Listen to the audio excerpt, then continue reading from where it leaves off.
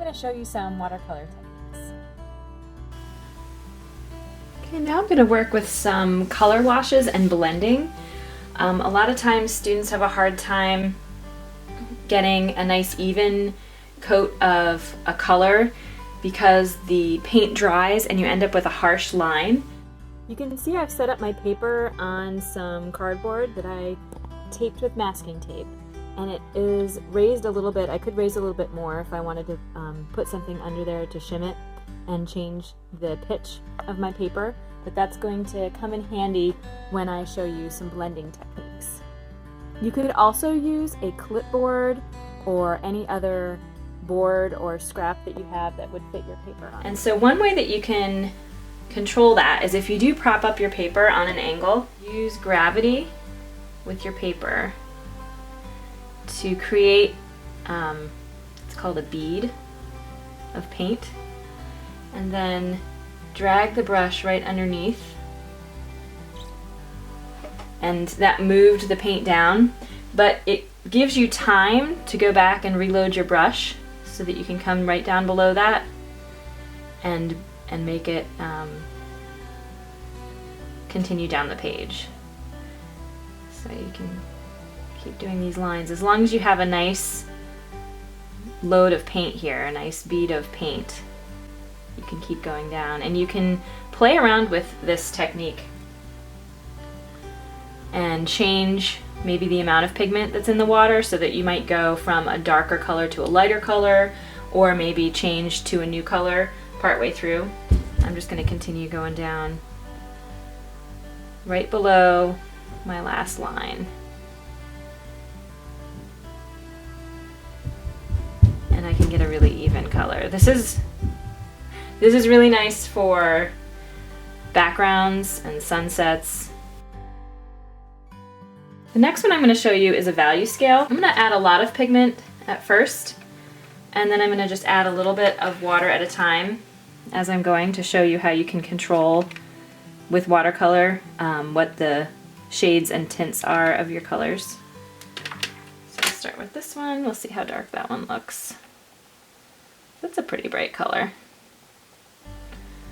To go a little bit lighter.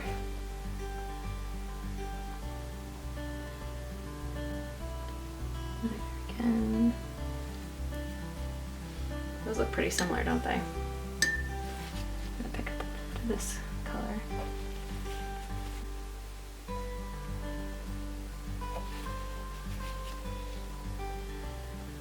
Pretty light wash there. So value scale is going from light to dark or dark to light, and kind of controlling how much water and pigment that you have on your brush. You might do one more really light one just because.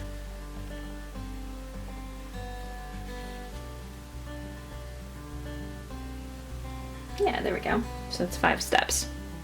And if you practice it and you want to get better and better at it, you can try to have an even increment going from light to dark and kind of challenge yourself to see how many different shades you can get in there and blending those. Alright, now for blending up here, I'm going to show you one technique where you take a color. I'm going to start with the darkest concentration of pigment at first. And I don't want to mess with it too much. I'm just going to rinse out my brush a little bit and then soften that edge by blending it a little bit. And soften that again and try to get kind of like a sphere. Maybe it's a piece of fruit. It could be used for any number of objects that you're trying to paint. Let me try doing another one next to it. So I'm starting with my darker color. There we go, that's nice. And I'm rinsing my brush out mostly. And it's still damp. I'm just going to come in with some water. Rinse it out again. And complete that sphere. So I've got the light coming from the top right and hitting that object. So that's where the lightest part is. And then the shadow is on the back side of it. Now down here I'm going to show you some glazing. And with glazing, you're going to be layering different colors to add value, to make it darker. Over here, when I was adding value, I was using different ratios of paint to water to get that difference in light to dark. But here I'm gonna let that sit, and then I'm gonna come back and layer more on top of it, and you'll see how much darker I can make it incrementally by adding layers. And because it is a transparent medium, I'm also going to show you how when you layer different colors, the layers underneath will affect it. So for this process, I am going to need it to be dry. So I'm either gonna have to wait or hit it with a hairdryer. So I'll go ahead and hit it with a hairdryer so I can show you the next step. So now I have my first layer dry, and I'm gonna show you on the cube, I'm gonna actually mix a little bit of the complementary color. So if I was looking at the color wheel, the color opposite from yellow would be purple. So I'm gonna grab a tiny bit of purple and mix that in with some yellow. I think I've got the color I want.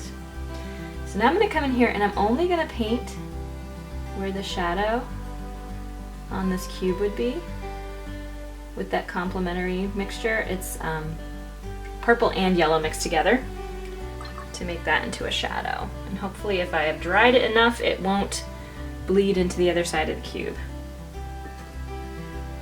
And then this strip that I've created over here, I'm just gonna take some various colors and just show you how different they look when painted over top of the first color. Try a red one. You can see how it turns purple.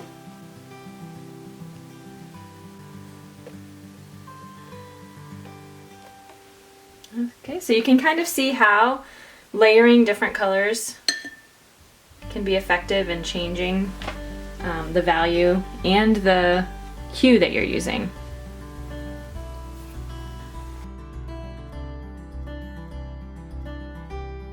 So because I was doing a color wash here, I'm going to do another color wash, only this one is going to have a variation. I'm going to go from one color to another. So let's do yellow, maybe to red.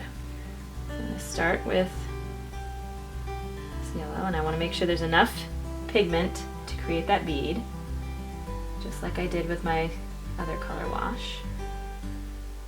You can see. I think once I have a thicker line, it's easier to see. The yellow is so light, it's a little bit harder. I'll start introducing a little more orange.